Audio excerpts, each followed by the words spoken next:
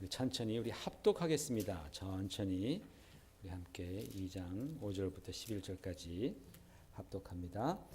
너희 안에 이 마음을 품으라. 곧 그리스도 예수의 마음이니 그는 근본 하나님의 본체시나 하나님과 동등됨을 취할 것으로 여기지 아니하시고 오히려 자기를 비워 종의 형체를 가지사 사람들과 같이 되셨고 사람의 모양으로 나타나사 자기를 낮추시고 죽기까지 복종하셨으니 곧 십자가에 죽으심이라.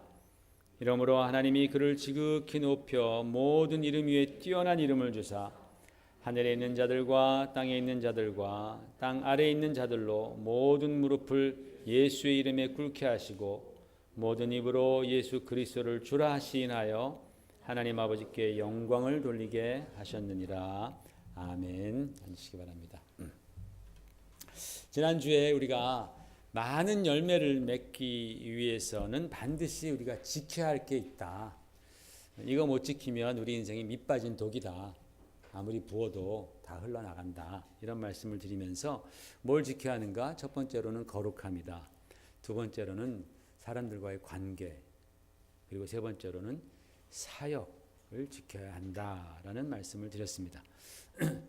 이 세 가지 안 지키면 아무리 하나님께서 부어주셔도 소용이 없습니다. 거룩함 안 지키면 소용이 없습니다. 여러분, 거룩함을 안 지킨다는 것은 죄를 범한다는 거잖아요. 많은 사람들이 왜 죄를 짓습니까? 왜 죄를 질까요, 여러분? 얻을 게 있어서 그러는 거예요. 죄를 통해서 내가 뭔가를 얻는다라고 생각하기 때문에 그래요. 근데 하나는 알고 둘은 모르는 거예요. 죄를 지면요, 얻는 게 있어요. 그런데 잃는 건 더 많습니다.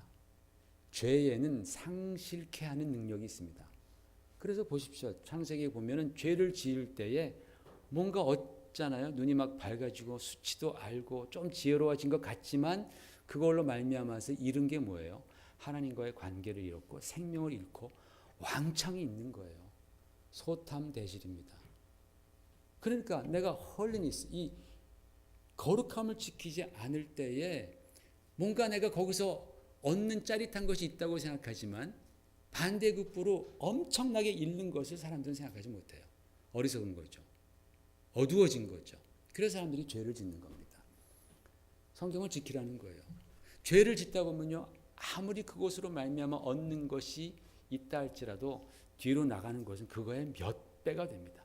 엄청나게 많은 것들을 죄로 말미암아 잃게 된다라는 거죠. 그래서 우리가 하나님의 복된 생활, 하나님의 축복을 쌓아가기 위해서 많은 열매를 맺기 위해서는 여러분 우리가 거룩함을 지켜야 됩니다. 관계를 지켜야 됩니다. 그래서 조화 가운데 풍성한 관계를 맺는 것. 하나님의 축복은 하늘에서 뚝뚝 떨어지는 것이 아니라 관계를 통해서 나에게 주어진 관계를 귀하게 생각하는 것이죠. 그리고 인내하며 섬기는 것, 사역이죠. 인내하면서 섬기는 것. 이것이 주님께서 기뻐하시는 크리스찬 라이프입니다. 그런데 이러한 성도의 삶을 위해서는 또 하나 굉장히 중요한 것이 있으니 그것이 바로 우리들의 마음입니다. 왜냐하면 사람의 마음에 따라서 이제까지 잘 지켜왔던 거룩함도 인간 관계도 또는 교회 사역도 속절없이 무너져 버리는 것을 너무나 많이 보았기 때문입니다. 그래서 성경은 잠언 4장 23절에 이렇게 말씀합니다. 같이 읽으십시다.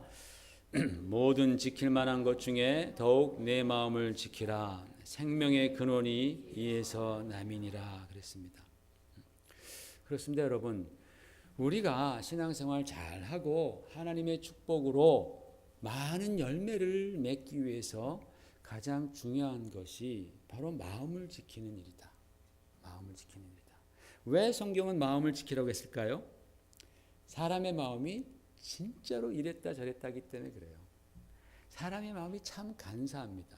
왜 사람의 마음이 그렇게 간사할까요? 왜 그런가 생각해 봤더니 사람의 마음이 이기적이라서 그렇더라고요. 내 마음이 참 이기적인 거예요. 최근에 그런 일이 있었습니다. 일기예보가 여러분 틀리면 반응이 어떻습니까? 아니 오늘 오후에 날씨가 막는다고 해가지고 친구들이랑 같이 나가서 놀 계획을 세웠는데 이게 뭐야? 이게 지금 비가 오잖아. 이 엉터리 같은 일기예보 같은 이라고 하면서 마구 일기예보를 막 불만하고 불평하고 욕을 해댑니다. 근데 내일이 헐리데이입니다. 내일 가족과 함께 밖에 나가서 놀기로 했는데 비가 온다고 예보가 된 거예요. 비가 오고 춥다. 2시부터 비가 온다. 그럼 우리는 이런 생각을 합니다. 일기예보가 틀렸으면 좋겠다. 그런 생각 하잖아요. 그죠? 내일 3시부터 우리가 나가서 놀려 그러는데 일기예보가 좀 틀렸으면 좋겠다. 언젠 틀렸다고 그렇게 욕을 하더니 이제는 틀렸으면 좋겠다라고 그렇게 사람의 마음이 들더라고요. 얼마나 간사합니까? 잘 아시는 예로 시집간 내 딸의 남편 사위죠. 사위가 부엌 일을 도와주지 않으면 저런 부정한 놈 같으니라고, 저런 시대에 뒤떨어진 놈 같으니라고 하면서 그렇게 사위를 비난하지만 장가간 내 아들이 맨날 부엌에서 설거지 해주면은 며느리를 욕하죠. 나갔다 이러왔는데 그 설거지 시킨다고 저 아들 잡아먹는 년이라고 아주 그냥 며느리를 막 비난합니다. 막 속이 막 아픈 거예요. 엄마들이 그렇잖아요. 자기 아들 그러면 막 마음이 막 아프잖아요. 누가 아들을 칭찬하면서 야, 참 며느리 잘 도와준다라고 자연스럽게 말하는 사람이 어디 있겠어요. 말하는 사람도 있겠지만 속으로는 에이, 좀 쉬게 좀 하지. 이게 왜 마음이 간사해요? 왜 기준이 달라요? 그죠? 이 인간이 이기적이라서 그런 거예요. 그 기준이 다른 것, 상황에 따라서 기준이 달라지는데 이것 역시 제가 지난주에 말씀드렸던 속이는 추다. 속이는 저울이다. 하나님 앞에서 속이는 추, 속이는 저울은 가증한 것이다. 라고 잠언에 몇 번 나왔다 그랬잖아요. 기준이 막 그렇게 달라지는 거예요. 간사한 거예요. 그리스도인들의 마음은 좀 일정해야 한다고 생각을 합니다.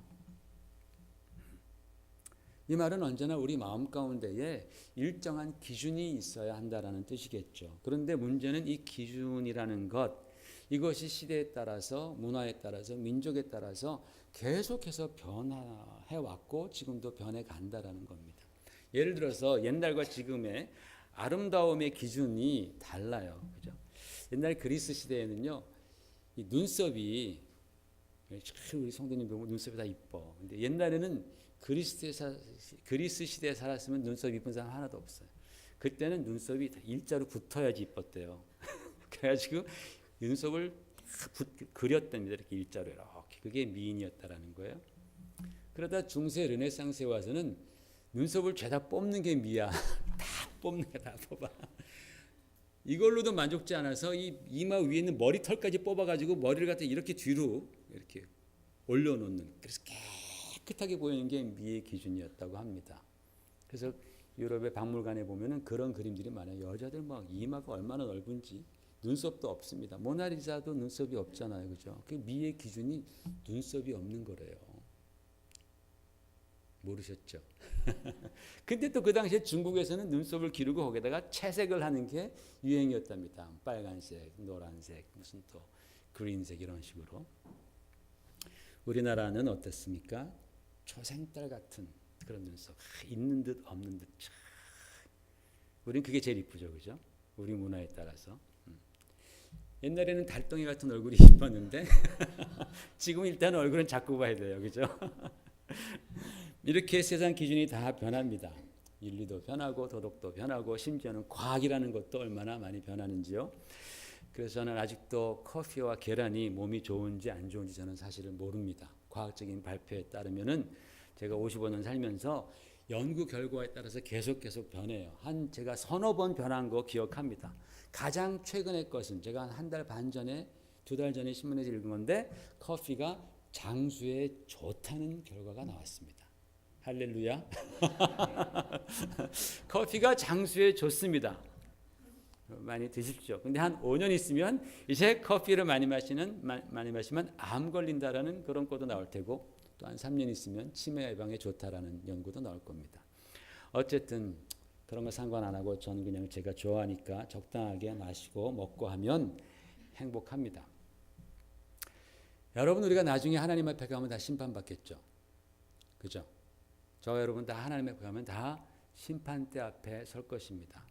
그때 저와 여러분만 있는 것이 아니라 모든 시대를 살았던, 각 문화를 살았던 나와 청 다른 민족들도 그 앞에 서 있을 것입니다. 그렇다면 하나님께서는 어떤 기준으로 우리를 판단하실까요? 보니까 그 사람이나 나랑 비슷하게 살았는데 그때 당시의 기준에 따라서 너는 천국, 너는 지옥 그렇게 말씀하신다면 하나님은 공의스럽지 않죠. 기준이 변하면 안 됩니다. 하나님께서는 계속해서 변하는 세상 기준을 가지고 저와 여러분을 심판하지 않습니다. 하나님의 심판 기준은 오직 진리입니다. 그렇다면 진리는 뭡니까? 빌라도가 예수님께 물어보죠. 진리가 무엇이냐? 진리가 도대체 뭐냐라고 묻습니다. 굉장히 중요한 질문입니다. 여러분, 진리가 무엇입니까? 유한한 인간들은 진리가 뭐냐에 대한 정확한 답을 가질 수가 없습니다. 여러분, 우리는 진리하면 참, 거짓 이와 같은 것들을 먼저 머리에 떠올립니다. 참이면 진리고 거짓이면 진리가 아니다. 그러나 성경이 말씀하는 진리는 그것 이상이죠. 영원히 변치 아니하는 것을 성경은 진리라고 말하죠. 세상 사람들은 세상의 이치를 진리라고 말합니다. 그러나 그 세상의 이치들은 지금은 맞지만 나중에 새하늘과 새 땅이 주어지면 그것들은 다 사라집니다. 영원치 않습니다. 그래서 성경은 그것을 진리라고 말하지 않습니다. 그냥 이치라고 말합니다. 성경에서 말씀하는 진리는 영원히 변치 않은 것. 그래서 하나님께서는 우리를 영원하신 진리로 판단하십니다. 그래서 우리 그리스도인들의 마음은 진리로 세팅이 되어 있어야 하는 거예요. 저와 여러분의 마음은 진리가 기준이 되어야 하는 사람들입니다. 그것을 위해서 우리가 신앙생활을 하는 것 아니겠어요? 왜? 나중에 하나님께 심판받을 텐데 그 심판받을 때 하나님의 잣대는 진리란 말이에요. 그 진리의 잣대를 내가 모르고 지금 그냥 살아간다면 그게 무슨 신앙생활이에요? 하나님과 아무런 관계가 없는 삶이지. 진리로 말미암아 살아가는 것이 신앙생활이다. 진리를 기준 삼는 것. 구약에서는 이사야가 이렇게 말합니다. 같이 읽으십시다. 시작. 풀은 마르고 꽃은 시드나 우리 하나님의 말씀은 영원히 서리라. 아멘이시죠? 아멘. 하나님의 말씀은 영원하다. 그러니까 하나님의 말씀이 영원하시니 그분의 말씀이 곧 진리이십니다. 그 영원하신 하나님의 말씀이 육신을 입고 이 땅에 오신 분이 예수님이라고 신약은 소개하면서 예수님에 대해서 뭐라고 말씀하셨습니까? 히브리서 시작. 그리스도는 어제나 오늘이나 영원토록 동일하시도다 그랬습니다. 그렇기 때문에 진리는 말씀이 육신이 되어 우리 가운데 오신 예수 그리스도, 그분이 진리시다. 그러니까 예수님께서 요한복음 16장 4절에 이렇게 말씀하셨잖아요. 같이 읽습니다. 내가 곧 길이요 진리요 생명이니 나로 말미암지 않고는 아버지께로 갈 수 없느니라. 이거요 보통 선언이 아닙니다, 여러분. 내가 곧 길이요 진리요 생명이니 나로 말미암지 않고는 아버지께로 올 자가 없다. 다른 종교에서 보면 이런 독단이 없어요. 이런 독선이 없어요. 어떻게 내가 곧 길이요 진리 할 때 주님께서 더를 붙이세요. I'm the way, the truth. 바로 그 진리라는 거예요. 여러 진리 중에 한 진리가 아니라 더를 붙이신 것은 내가 바로 그 진리다. 유일한 진리다라는 말씀이죠. 나 외에는 아버지께로 올 자가 없다. 세상에 기라성 같은 종교들이 많은데 그들이 볼 때 예수님의 이 말씀은 엄청난 독선인 겁니다. 그러나 주님께서 이렇게 말씀하셨어요. 왜? 진리가 무엇인지를 그분은 명확히 아셨기 때문입니다. 그것이 우리 기독교의 믿음의 초석입니다. 파운데이션입니다. 저와 여러분이 믿고 있는 예수님은 이런 분입니다. 이런 예수님 믿으면서 딴 데 가서 엄한 생각하지 마십시오. 엄한 말하지 마십시오. 우리가 믿는 예수님은 그분만이 진리이심을 선언하신 분이고 그분을 통해서만 아버지께로 갈 수 있고 그분이 진리 되셨기 때문에 그분이 잣대가 되어서 하나님 우리를 심판하시는 거예요. 그래서 예수님께서 심판자라 그러셨잖아요. 예수님이 심판으로 오실 때 그분이 진리 되시기 때문에 그렇습니다. 그래서 우리가 진리가 우리 삶의 기준이 되어야 한다는 것을 쉬운 말로 얘기하자면 예수 그리스도의 마음을 갖는 것이다라는 거예요. 쉬운 말로 말하자면 예수님의 마음을 갖는 것이다. 왜? 예수님이 진리이시니까. 따라서 여러분, 우리는 신앙생활하면서 먼저 그리스도 예수의 마음으로 체험을 받고 그 마음을 지켜나가는 것, 이게 신앙생활인 거예요. 교회 나오는 것, 이것 자체로는 아무것도 아니죠. 기도하는 것, 그것 자체로도 아무것도 아닙니다.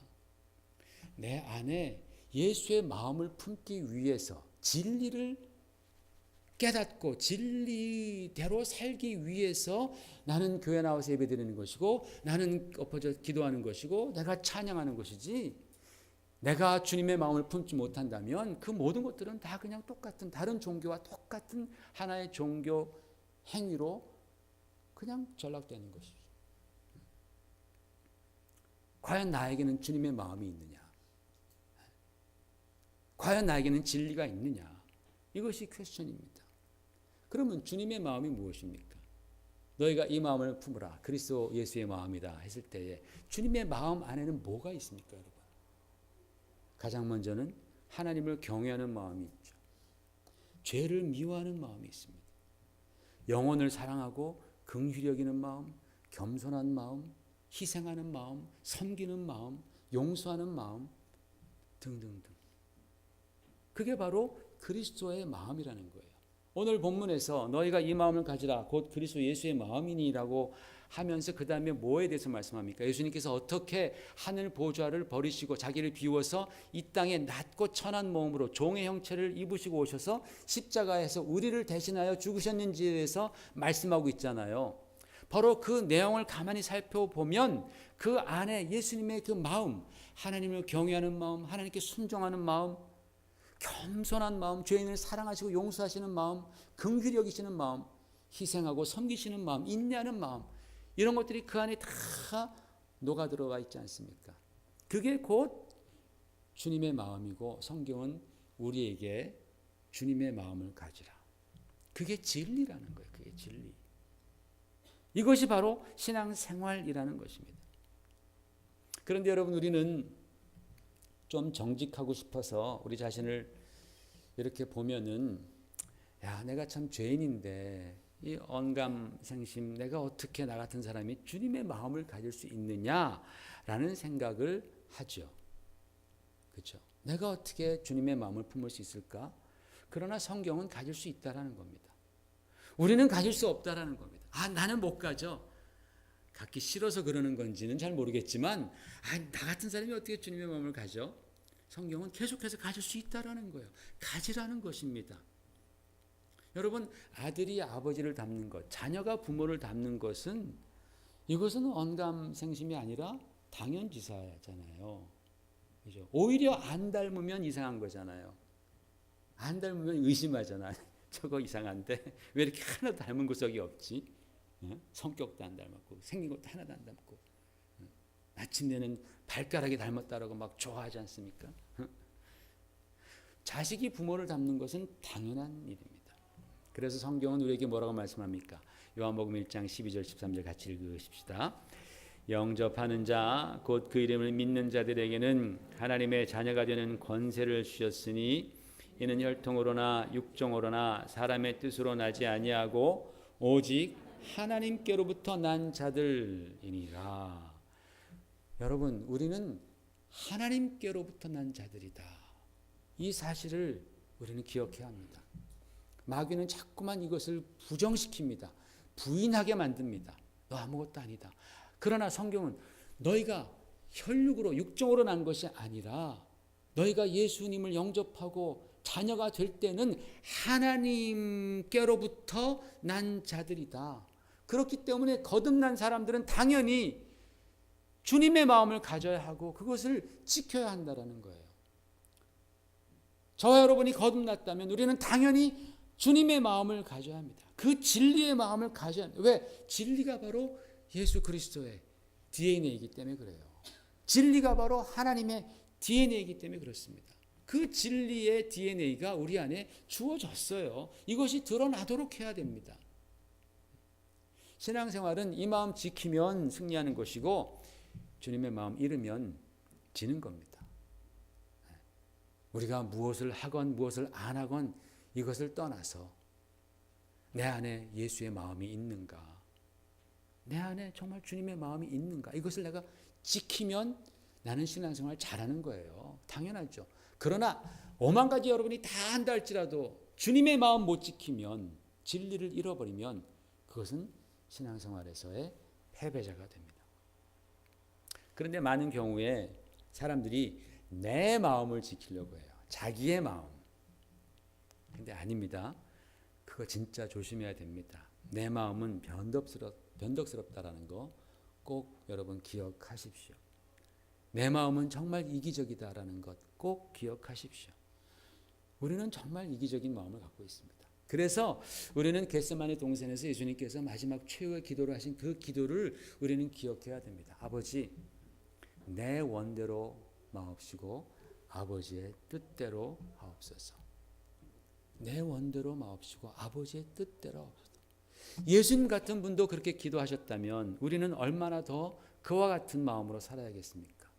아버지, 내 마음대로 하지 마시고 주님의 마음대로 하십시오. 주님의 뜻대로 하십시오. 주님의 마음은 성경에 나타나 있습니다. 우리는 성경을 통해서 그 주님의 마음을 배우는 것입니다. 그 진리이신 주님의 마음이 내 안에 들어와서 새겨주도록 우리는 부단히 우리 자신을 살피고 그것을 배우고 내 안에 각인시키고 그것을 살아가는 것, 이것이 신앙생활인 거죠. 이것이 열매 맺는 삶의 기본입니다.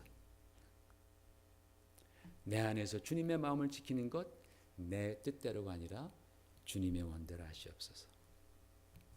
여러분, 혹시 신앙생활하면서 우리가 지금 내 자신을 바라볼 때에 주님의 마음을 잃어버렸거나 주님의 마음이 변질되었거나 아니면 자꾸 내가 변덕스럽다면 이거 회복해야 되는 겁니다. 그리고 붙들어 매야 됩니다. 지켜야 합니다. 여름에 우리가 바닷가에 가면 수영을 하지 않습니까? 수영을 잘하는 사람들은 해변에서 좀 멀리 떨어져 수영을 합니다. 그래서 자기 수영 실력을 믿고 멀리서 이렇게 누워가지고 하늘을 보면서 즐기죠. 보면은 저 해변에 다 보입니다. 가족들이 다 보입니다. 친구들도 다 보입니다. 뭐 멀리 안 왔네 하고서 이렇게 하다 보면 점점점 떠내려가요. 멀리 아닌 것 같아도, 다 옆에 있는 것 같아도 자기는 지금 굉장히 떨어져 나왔어요. 그것을 깨닫는 순간 가려면은 힘들어요. 잃어버리는 경우가 많습니다. 그래서 help me 하면 이제 해상 구조대가 가가지고 뭐 던져주고 구해오는 그런 일들도 왕왕 있지 않습니까? 뻔히 보인다고 해서 내가 가까이 있다라고 생각하지 마시길 바랍니다. 내 동료 형제자매들은 신앙생활 잘하니까 나도 잘한다라고 생각하지 마십시오.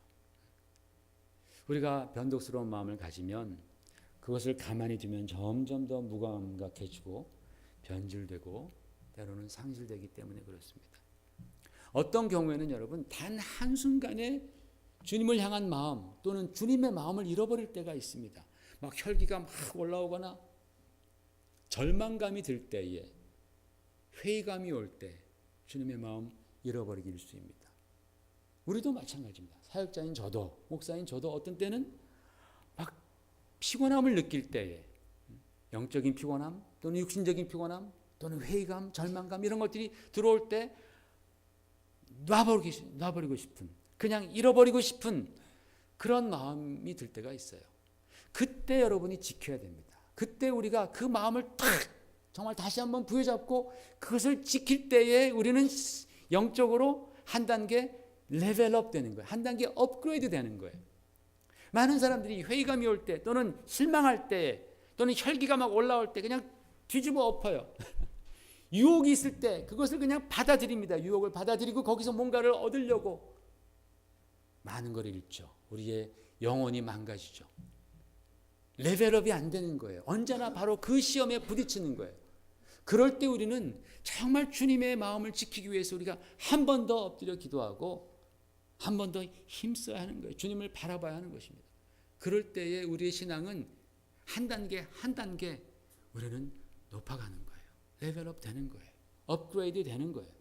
그래서 성경은 모든 것보다 내 마음을 지키라. 이로부터 생명이 나느니라. 이에 생명이 나느니라. 라는 말씀을 하십니다.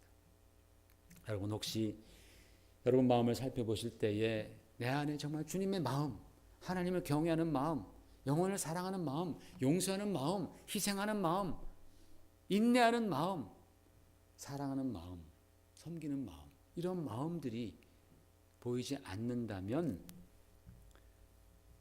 주님 앞에 기도하십시오. 용서를 구하십시오. 주님의 마음을 잃는다라는 것, 이것은 우리에게 치명적입니다. 겉으로 볼 땐 몰라요. 다 교회 나와서 다 예배드리고 다 기도하고, 그러나 내 안에 정말 그리스도의 마음이 있는가? 너희는 이 마음을 품으라. 곧 그리스도 예수의 마음이니. 이 마음 우리가 지금 지키고 있는가? 요한계시록에 보면은 예수님께서 요한계시록의 그 7교회에게 말씀하시면서 각 교회의 상태에 따라서 어떤 교회한테는 첫사랑을 회복하라, 어떤 교회에게는 죽도록 충성하라, 누구에게는 가진 것을 굳게 붙잡으라. 내가 적은 것을 가졌지만 그러나 그것으로 내가 충성하였으니 잘하였도다. 가진 것 굳게 붙들고 멸관을 향하여 달려가라 말씀하십니다. 그런데 거의 모든 교회를 향해서 다 회개하라라고 말씀하시는 거예요. 너희가 회개하라. 왜냐하면 우리가 회개할 때에 잃어버렸던 주님의 마음을 우리가 다시 되찾을 수 있기 때문에 그런 거예요. 시작이 반이라고 하잖아요. 기독교에서는 회개가 반입니다. 회개하면 반은 회복되는 거예요. 회개하라. 주님 말씀하십니다. 그럴 때 주님께서는 우리에게 독수리 날개치며 올라감 같은 그러한 힘을 주시는 거예요. 회개할 때 우리의 마음, 잃어버렸던 그 주님의 마음을 다시 회복시켜 주신다라는 거예요. 그러므로 사랑하는 성도 여러분, 여러분 신앙생활 하시면서 내 마음 가운데에 내 안에 주님의 마음이 결여된 것, 내 안에 정말 예수의 마음이 있는가? 내 마음이 자꾸만 주님께로 향하지 않고 세상적인 것으로 자꾸 치심하고 자꾸 근심 걱정만 하고, 여러분 이것을 절대로 가볍게 여기지 마시길 바랍니다. 그리스도의 마음이 없다라는 것은 진리가 없다라는 거예요. 진리가 없다라는 것은 우리가 지금 신앙생활 잘못하고 있다라는 겁니다. 하나님의 축복과는 멀어지고 있다라는 거예요. 많은 열매, 어림도 없습니다. 나에게 진리가 없는데 하나님께서 어떻게 열매를 주시겠습니까? 우리가 주님의 마음을 품어야지 나중에 심판자로 오실 주님 앞에서도 우리가 당당하게 주님을 맞이하면서 할렐루야 주님, 주님은 나의 심판주이십니다. 내가 주님의 마음 지키려고 힘썼습니다. 주님 아시죠? 부족했지만 내가 주님의 마음 품으려고 노력했습니다.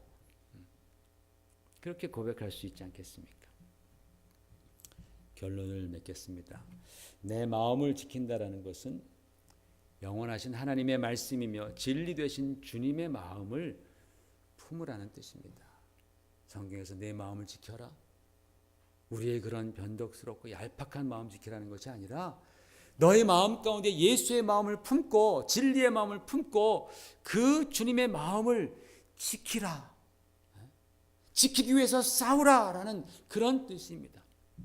그리고 주님의 마음을 한 단어로 요약한다면 사랑입니다. 주님의 마음을 단 한 단어로 요약하자면 그것은 사랑입니다. 하나님을 향한 사랑, 또 사람을 향한 사랑. 이것이 주 예수 그리스도의 마음이에요.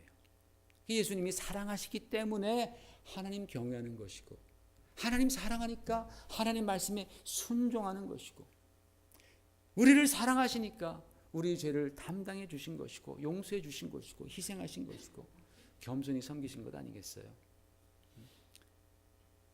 주님의 마음, 그것은 곧 사랑이다. 그러므로 올 한 해 그리스도의 마음인 사랑을 우리 마음 가운데 채우시고 지켜나가시기를 바랍니다. 여러분의 사랑이 아닙니다. 우리 인간적인 사랑이 아닙니다. 한번 울컥해서 사랑하는 그런 감성적인 사랑이 아니에요. 주님의 사랑은 불변하시잖아요. 어제나 오늘이나 영원토록 동일하신 그 주님의 사랑. 자기를 못 박는 자들도 주님께서는 위에서 기도하시잖아요. 저들이 하는 바를 알지 못하나이다. 용서해달라고 기도하시는 바로 그 주님의 사랑, 그 숭고한 사랑, 십자가의 사랑, 그 사랑이 주님의 마음이다. 그 마음이 우리 가운데에 올 가운데 올해 있으시기를 주의 이름으로 축원을 드립니다. 그래서 여러분, 우리 올해 신앙생활의 모든 동기, 그 동기가 뭐냐라고 주님이 물으신다면 주님의 사랑입니다. 내가 주님 사랑하기 때문에, 그리스도의 사랑이 나를 강권하기 때문에 내가 이것 합니다. 라고 여러분이 대답하시는 정말 복된 여러분 되신다면 우리의 삶 가운데서 진짜 하나님께서 영원히 기억하실 그런 많은 열매들을 맺게 되리라 확신합니다. 같이 기도하십시다. 하나님 아버지,